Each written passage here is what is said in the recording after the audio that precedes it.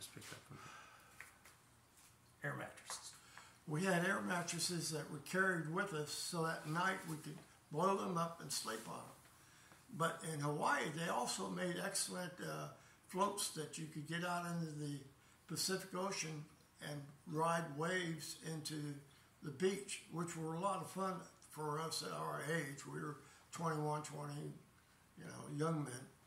And we enjoyed it quite. It was lots of fun to ride. And one day we were out riding waves that were 3 to 5 feet.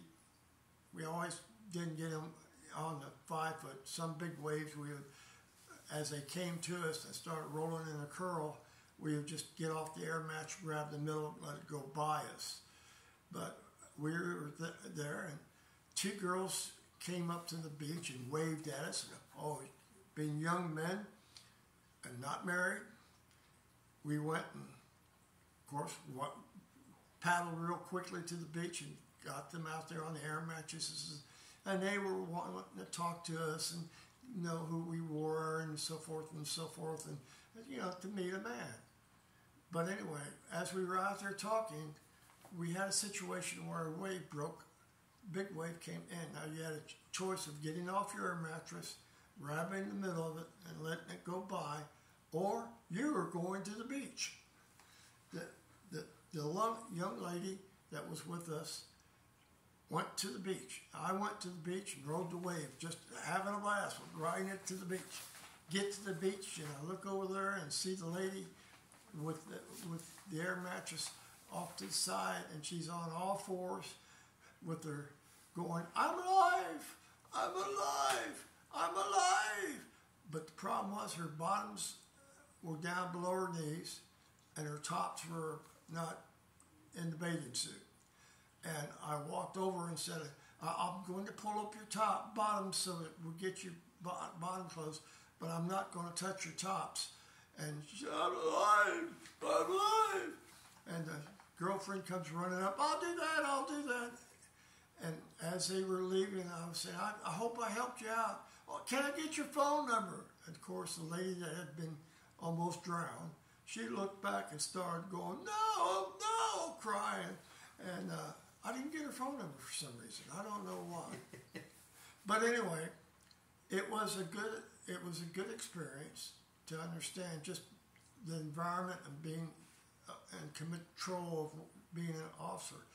But the thing about Hawaii, Captain Carvalho had been a Green Beret, and he had been commissioned as a captain. And the Hawaiian training area that we went into was very, very similar to Hawaii, was very similar to Vietnam. And the problem was in Vietnam, if you got into the heavy vegetation, it was how to maintain map location and know where you were and ensure that you could shoot artillery correctly at the first rounds and getting close to the enemy. And it taught me how to really navigate when I got to Vietnam. We rode a ship from Hawaii to Vietnam.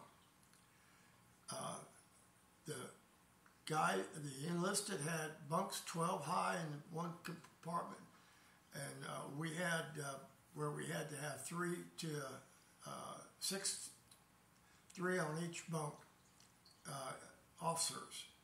And of course we had a little fence to keep us from falling out, and we didn't consume a lot of liquid in the latter part of the night, so that we didn't have to climb down and wake up the guy below you.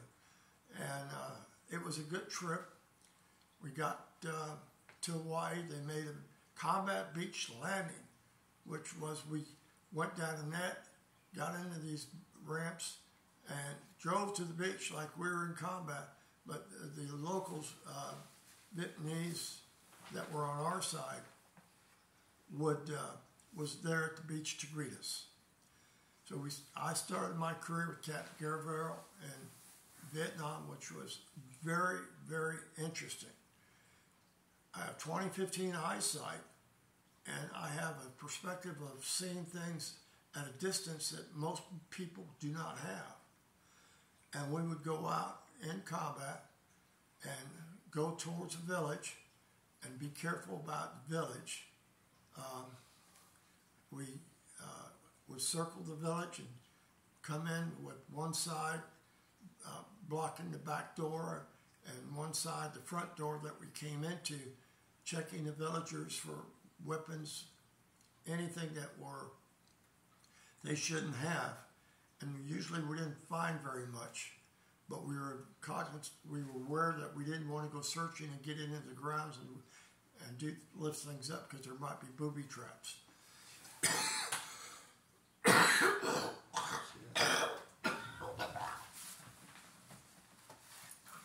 Here, No, I got it right here.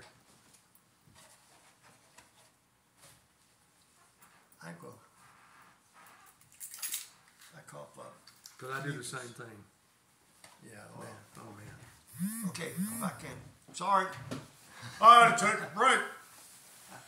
So it was interesting having gained the experience level in shooting artillery in Hawaii and getting through the vegetation in Hawaii. What was amazing was the vegetation that I navigated through in Hawaii was extremely similar to the vegetation that was in Vietnam. And consequently, I was trained very well to be able to maintain map location. And that proved beyond a belief that saved many people's lives, including mine. So anyway, we went on the ship, got to Vietnam. They made it a big deal about combat landing, but it wasn't really a combat landing. We got boated into the area and then transported to our area of I Corps, given orientations, and then started off looking for Charlie. The problem that most of the time that we saw, we had mindset that if you saw something that was interesting in the ground, the Americans would go over there and pick it up to see what it was. And that was the way in which you could get yourself blown up by a mine. Also, malaria pills were a thing that most of us took, but there was few that didn't like to take the malaria pill because it did have an effect on your body and you had to get used to them. But if you didn't take them, a lot of people, a lot of the men didn't want to take them. And to their disparity, when they were out around getting bit by mosquitoes, they caught malaria. And the treatment for malaria and being in the hospital with malaria wasn't fun. Most of them that I visited were really sick, crying about how bad they felt and everything, being that they would have major problems for the health-wise for the years to pass. So it was something to see. So we started going out into the field as a company. I would shoot an artillery barrage into the locations that I thought Charlie, that's the Viet Cong, might be. And I was looking for areas that were above our landing strip to ensure that if they had anything above us to shoot at us from the landing strip, we could counter that weapon. We went out and took our first combat assault in helicopters. We had 3 flights and took the whole, I went with the first flight. I always went with the first flight because I was the artillery guy that could get fire into the area quicker than anyone else. Artillery fire, which was devastating to the enemy because they'd be shooting AK-47s, which is a machine gun and so forth. It was interesting, to say the least. Captain Caravel and I enjoyed each other's company greatly.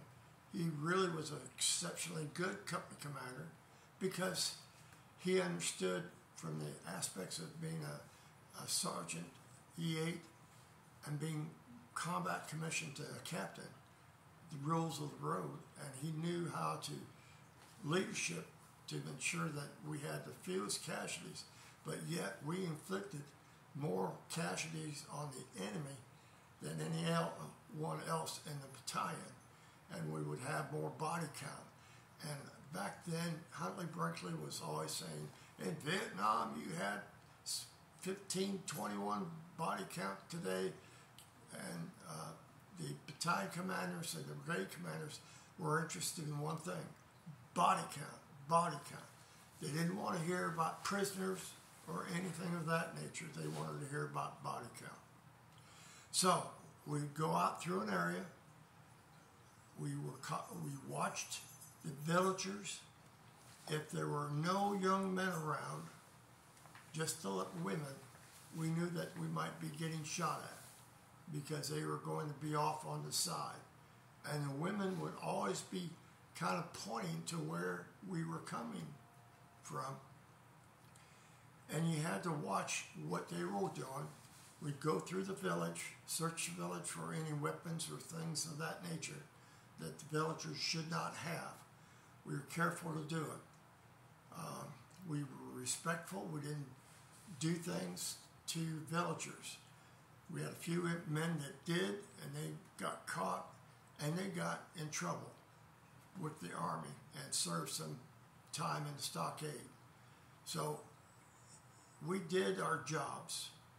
During the 6 months I was with the infantry company, we did a lot of capturing and killing of Viet Cong and Vietnam, North Vietnamese soldiers.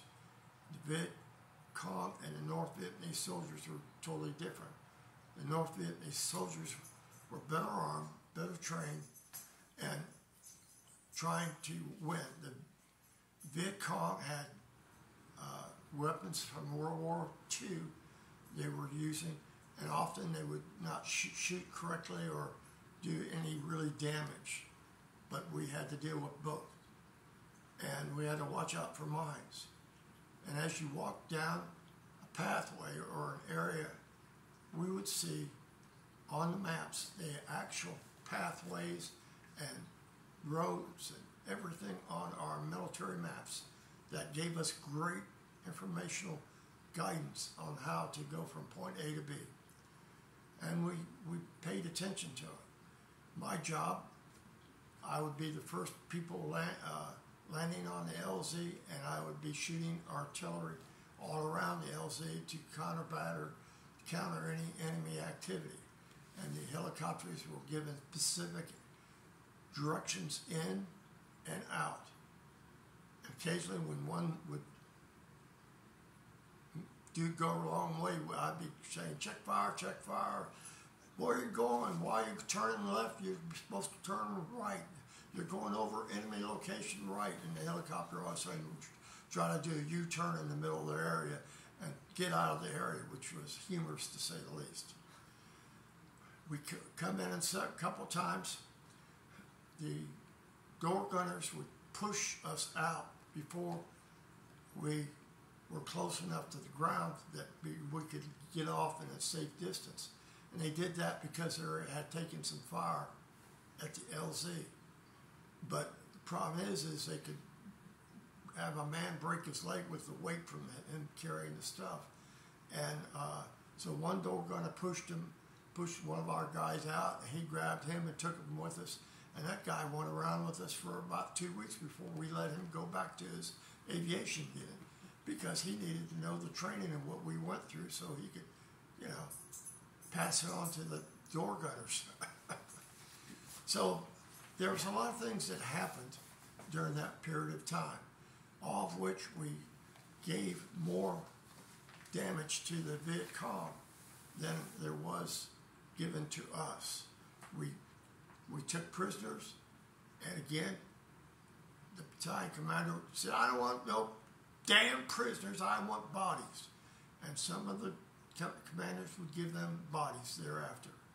And Captain Garawar said, we're not going to go murder somebody. But that was Huntley Brinkley and the scope of the commanders and what they thought. Interesting things. You could tell and sense where the bad guys were by the response and the activity of the vegetation, birds. You watch the birds jump out of the ground at a distance. You knew there was someone over there. It was a self-preservation. We gave more to the enemy than they gave to us. Our biggest thing that we had to be careful with was new guys always wanted, curiosity would go over and try to pick up something that was in the ground. And we said, why are you picking that up? Well, it looks like something that might be interesting to pick up.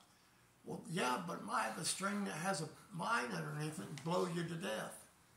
And it was interesting. We had to watch over every new person. The medics were another thing.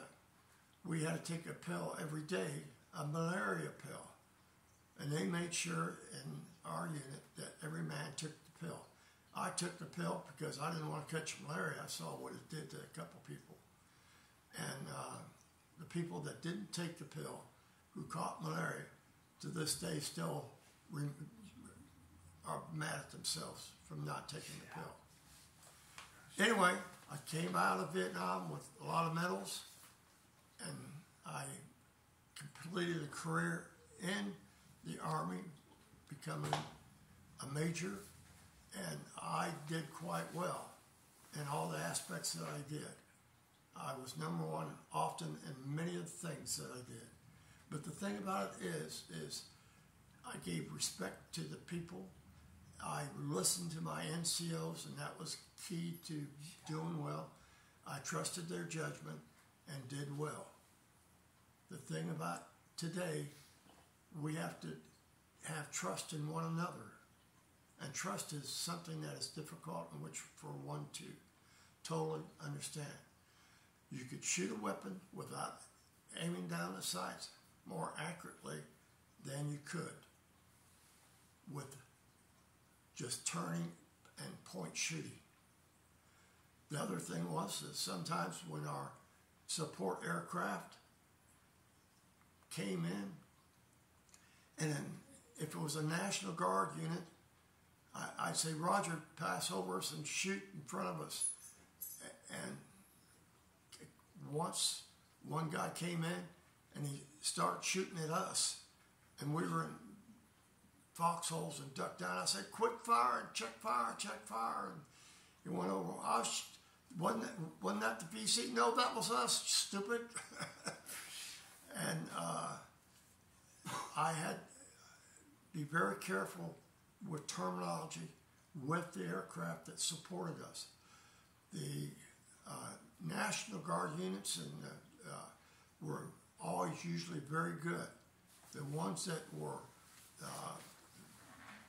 2-week training or something were very poor in the sense that they didn't listen to what was being said on the ground with support. We won the war in Vietnam. The peace was signed.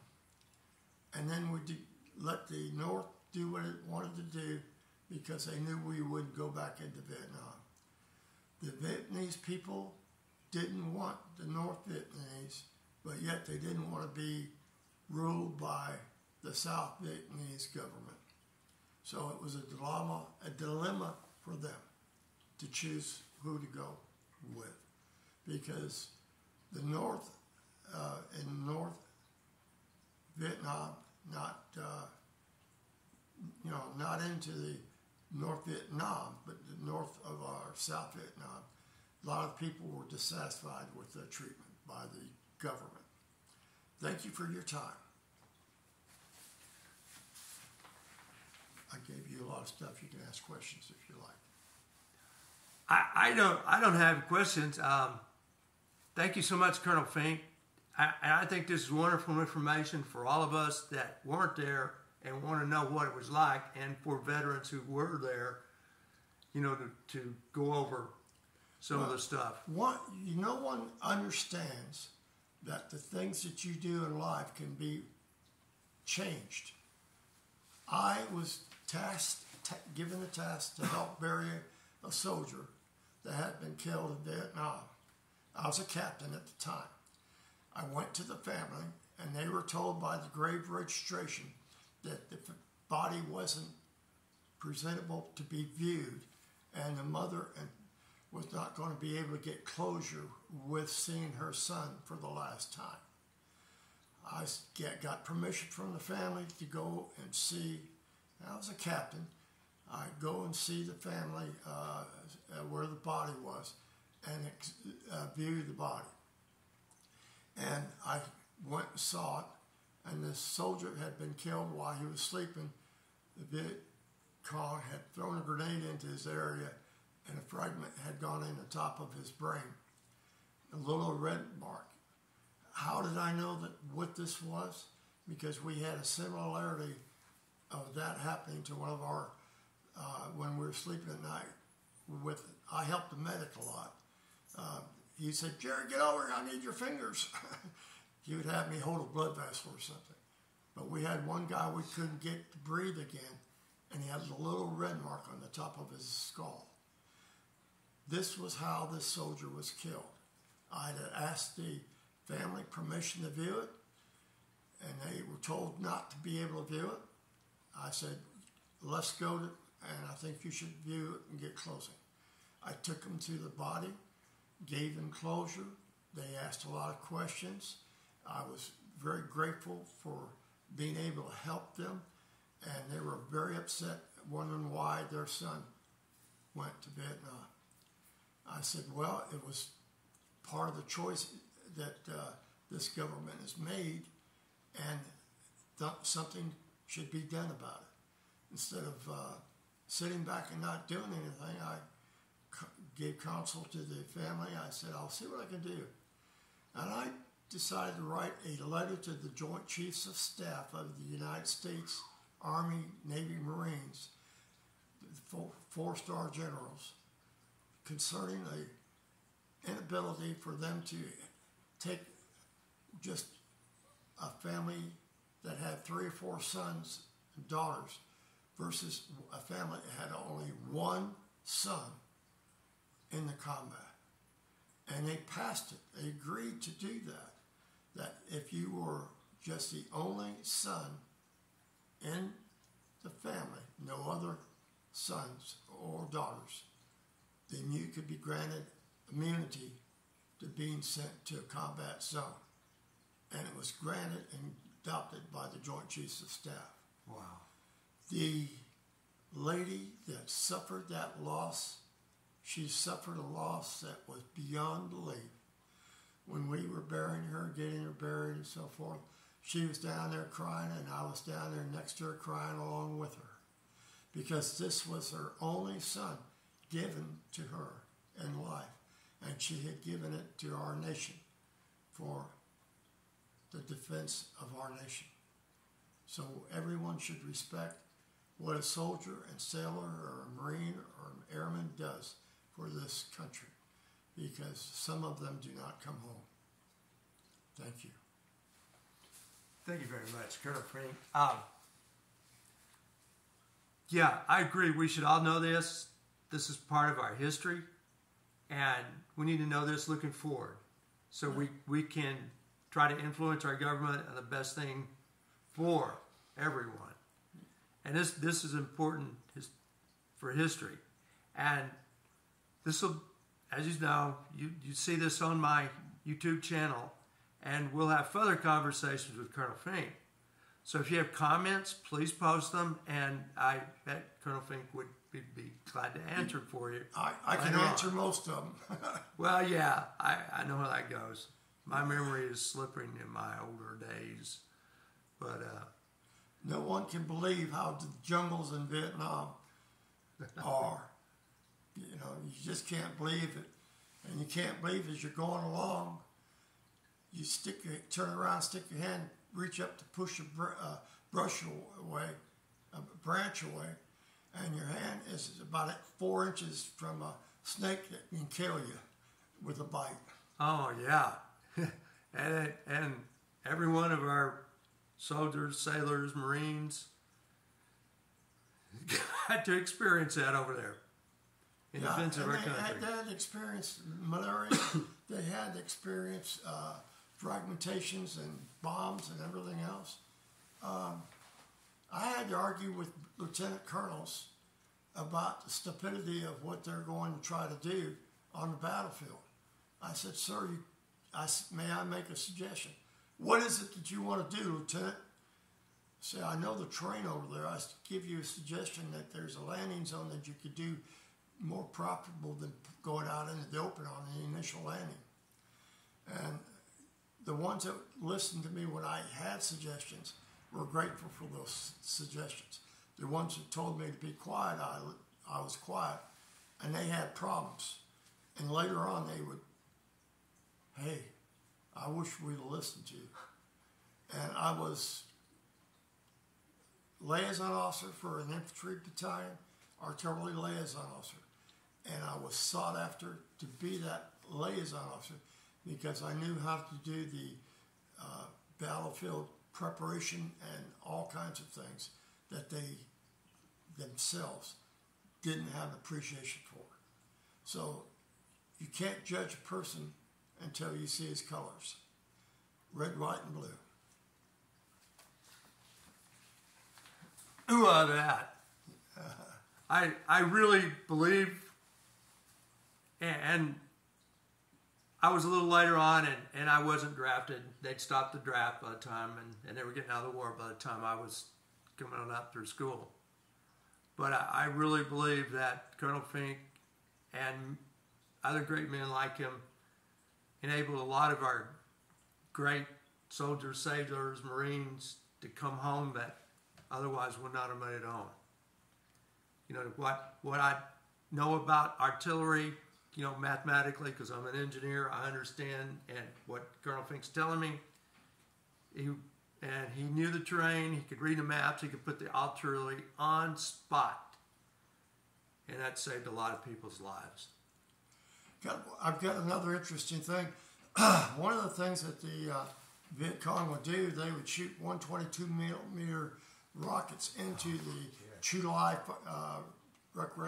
rear where the airport was and different things of that nature. And our battalion was responsible for the defense of that area. And so I've got all the lieutenants and everybody, from their position, if they saw a rocket go off, they would give me a direction and a distance.